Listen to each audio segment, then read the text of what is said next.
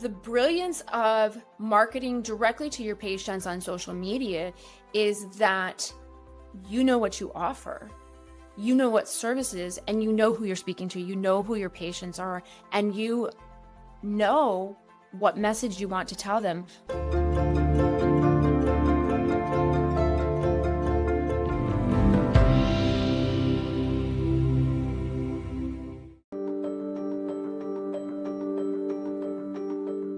It's hard. It's hard to suss out who to trust. I can't tell you the number of colleagues who have gotten taken. They're like, oh yeah, I had a marketer and they put a social media campaign together and it was so much money and I got nothing in return. I didn't get any extra patients. I didn't do anything. Which email inbox or social media contact that says, hey, we can get you 30 leads in 30 days and get you up and running and you're going to make $1 billion and all it costs is 30 cents a day. Yeah.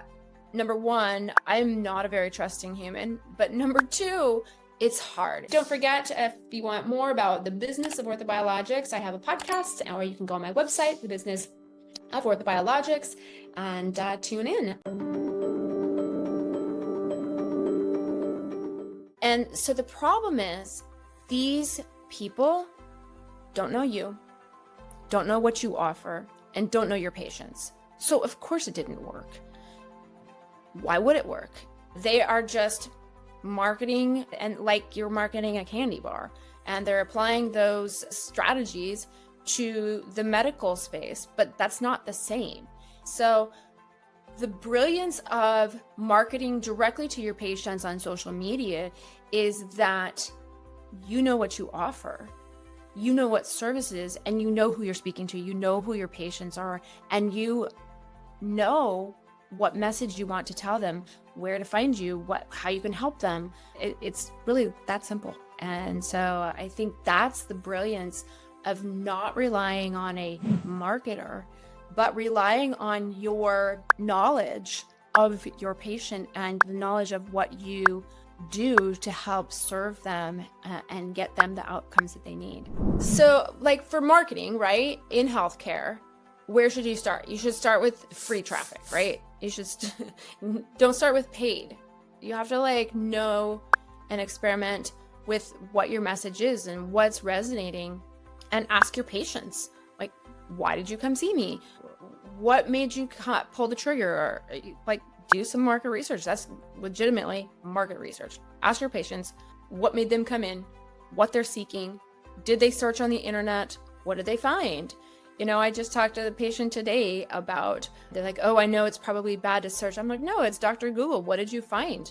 Let me help guide you to the proper location of good information.